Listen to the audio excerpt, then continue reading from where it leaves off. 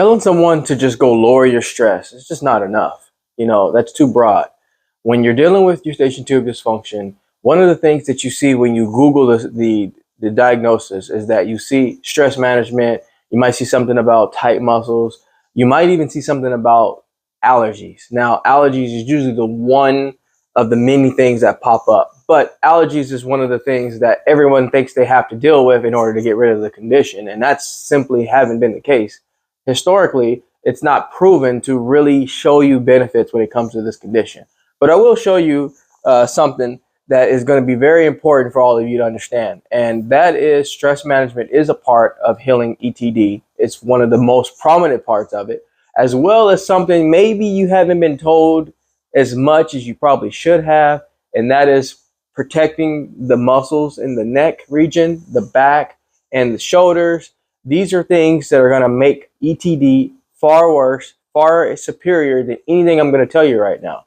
So the ability to just take time to stretch the muscles of the neck will show you through advances, through time, that you'll start feeling better in the ears. It's been proven, it's been shown.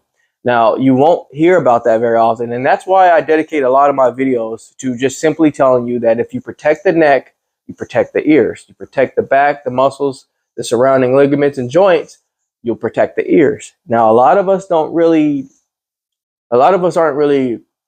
well, you know, we're not really well educated in that area when it comes to how that even comes to be. But one thing I will talk about in today's video is managing stress, because if you can manage stress, you can manage the ability to keep your muscles loose. So the inability of being able to stretch the neck and actually feel a good stretch, to feel like your neck muscles are actually working with you and not against you. It took me 3 years, trust me, it took me 3 years to realize that, wait a minute, if my neck muscles are inflamed and they're tight, my ears are going to just fall off. They're going to just, not literally, obviously, but they're not going to work with me. Basically, they're going to give me all these sensations. It's going to give me all these weird balance problems and all these things that come with it. And I didn't understand how anatomy worked. I mean, I didn't understand how my neck health affects my ear health, and it just didn't make much sense to me. But I can tell you one thing: what's affecting your muscles in your neck is your stress levels. Because when we stress, like I've mentioned many times, you release chemicals into the body and into the bloodstream. You release something called cortisol, you release something called histamine, and these things are all firing and wiring and putting you in that fight or flight state of mind and body. And it's ultimately going to start clogging up your ears, and then once your ears clog, you're going to start feeling that woozy lack of balance, I should say, sensation.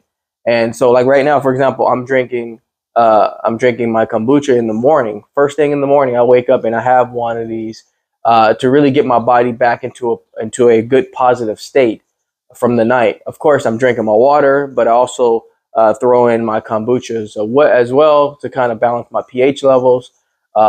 There's a lot of good properties in here and a lot of amino acids and a lot of good things for you here that are going to help keep your body in check and keep you balanced. So one thing I do want to talk about when it comes to stress management is the biggest thing is being aware of your stressors. Now, that's one of the things that I think separates the person that gets through it versus the person that still has it and doesn't get over it, is not really being aware of the stressors. I did a survey this morning. I did I did a quiz this morning about the number one thing that causes stress in our world, the way we are right now, right into 2023. What is the number one stressor?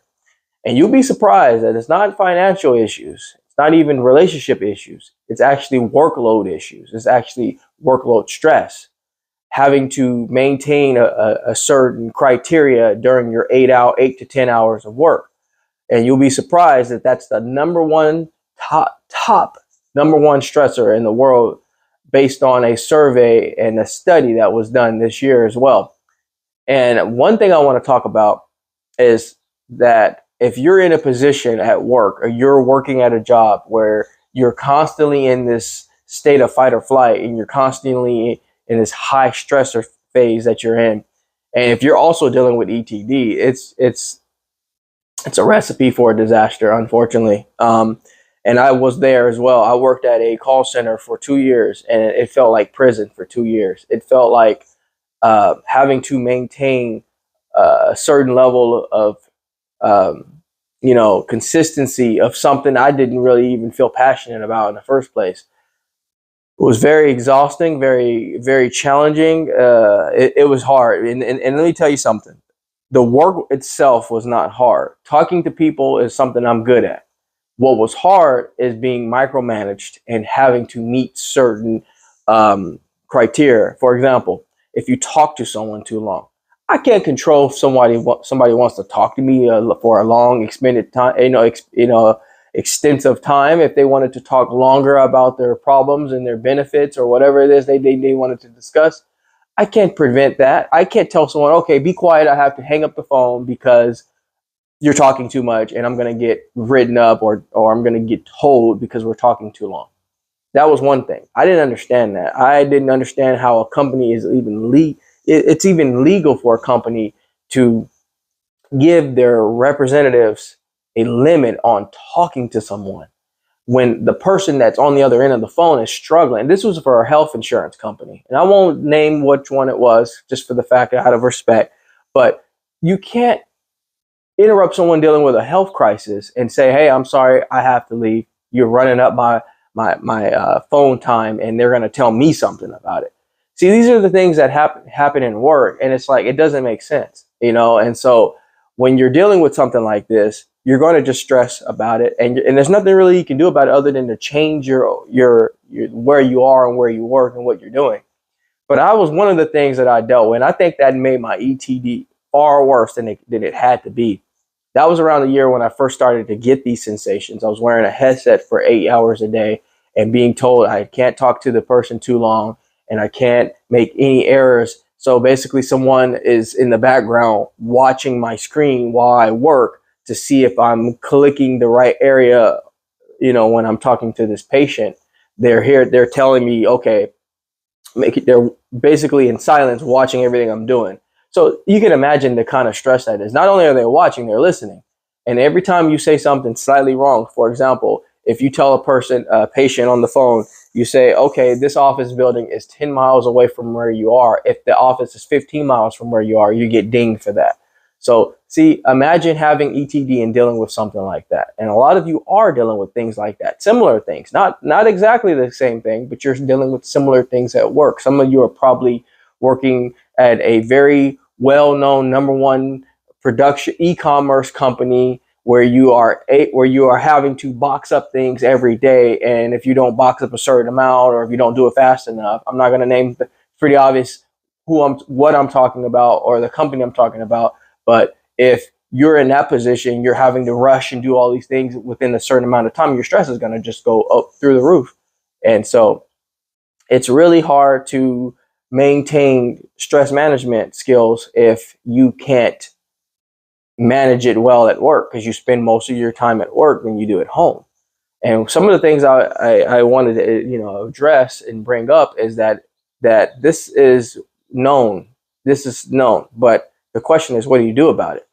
For me, it was just finding another job. And I know that's not easy for a lot of you. It's hard to adjust. It's hard when you have families that look up and need you, and you're having to make these changes, pretty quickly. It's not easy. So some of the things I did do is I realized life was bigger than where I worked.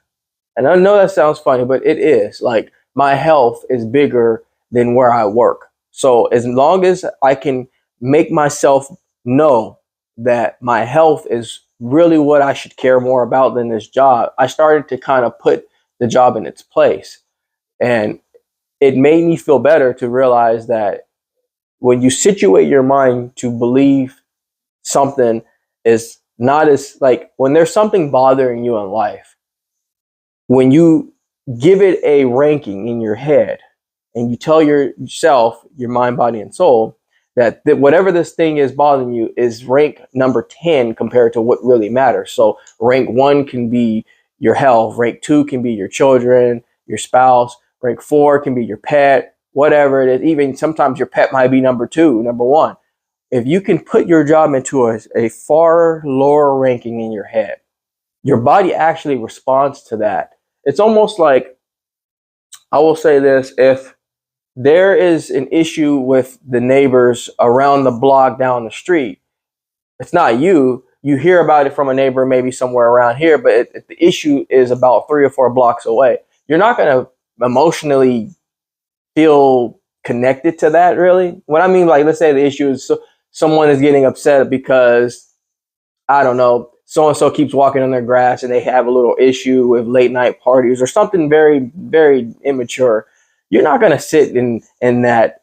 You're not going to sit there and embellish that. You're not going to be like, oh my God, I can't live because the neighbors 3 or 4 blocks away are having issues with the other neighbor with late night parties and things. It's going to go right out of your head. You go, hey, hey, you guys have to figure that out. You guys have to solve that. I have my own stuff here to deal with. So that's what I mean. If you didn't let that little bit of news disturb you, it's still in your neighborhood, it's still around your block, but it's not affecting you, individually. It's not affecting you, and so it's like the same thing. If you could tell your mind, because your body doesn't really know the difference, really. Your mind doesn't really know the difference. If like that news could affect someone else, but if you're not going to let it affect you, because it's not about you, it's not about where you are and where you live. So if you could find a way to take your job, and I know you're going to say, well, I work here, this is way different than just whatever you just said. No, it's not, because I started to do that. I started to say to myself, you know what, I'm just working here. I'm not on contract here for 10 years. I'm not going to stay here forever. I'm going to find my way out of this place, but I'm going to do it in a way where it's done respectfully and not recklessly to my health. If you give whatever you're dealing with a ranking, basically like what I just said about the issues with the neighbor down the street or around the block, you start to say, you know what, look, I just work here. I'm just going to work here and go home. I'm not going to embellish and get myself all fired up and wired up over this issue. You start to kind of gravitate, because again, your mind doesn't know the difference. It interprets what it interprets, and that's all it's supposed to do. It's supposed to be a tool for you to help you get through things. It's not supposed to emotionally attach to everything and everything. It's up to you to put a label on what it is and how you should react to it. And so when it comes to your job, put it in a smaller ranking, put it down low, and you'll start to just say, hey, I'm working here, I'm dealing with it, and just look at your peers. There's some that have already done that. You wonder, how are you still here? How are you still managing this place? Well, they've already put it into a ranking system. Put the job down lower in the ranking system. They go home and be with their pet, and they feel great, and they feel great about everything. The things outside of work are far superior than whatever it is that they're dealing with at work. So if you're dealing with some work stress, some workload stress, you got to find a way to first, because you're not going to be able to just solve it right away. You're going to watch this video and then you're going to go back to work the next day. You're going to have to find a way to strategically put it into a ranking system of basically not being the most important on your ranking system. And then you'll start to get through that slowly, because it's not affecting you to a point where you're like hyperventilating over it. So that's one of the things. And it's very interesting to know that a lot of you are stressing at work, and some of it could be stress that's related to something you do enjoy. So you don't always need to stress over things you don't enjoy. You can stress over things you enjoy. Like some of you might be emergency medical technicians. You stress every time a call comes and you have to jump into your ambulance and run and go see what's going on. That's stress too, but you enjoy it because that's what you do. So you still have to find a way to manage that stress when you're dealing with ETD, because ETD doesn't care what kind of stress it is. It takes whatever stress you have and starts to cover you with the symptoms. And so that's why when there's even good stress involved, like sometimes I would be, when I had Eustachian dysfunction, I was planning a party for someone, and it could be like a couple times throughout, my mom, it could be my wife, my dad. And so I would be planning parties, and all of a sudden I'm like, oh, I got to stop for a minute. That's not a bad thing. I mean, that's a great thing. But nonetheless, stress is stress. Your body reacts to it, whatever it is you need to do. So you have to do your best to kind of put yourself a little above everything, if that makes sense, while still doing everything for whoever it is you care about. But you got to put yourself above it so that way you can do it efficiently and that it doesn't impact you to where later it impacts them and then it becomes a big thing. So I really hope that if all of you out there are dealing with stress and things related to stress, that is going to be one of the biggest things and the reasons why you're still dealing with the symptoms and the clogging and the swishing sounds is because the stress is still there and you have to identify it. Again, according to the survey, the surveys don't lie because it's being answered by real people that are actually living it. That number one stress is workload management, having to find a job and trying to manage that job in the best way possible, which is then firing off your symptoms of ETD. Because if you didn't have ETD, you would have the stress, but you wouldn't have all of the things that come with it. So let's try your absolute best to first identify the problem at hand, then develop a ranking system based on the level of importance. So important to not so important. Once you do that, bring it down, you'll start finding a lot of more healing and a lot more results. I hope that video was very helpful for you. If it was, take time to subscribe to the channel. I try to bring content pretty often. And in the meantime, I'm going to step out of the Jaye Wellness Studio and leave you in good hands with this video. Like anything else, folks, we're here to simply go back to the basics. Take care, everybody.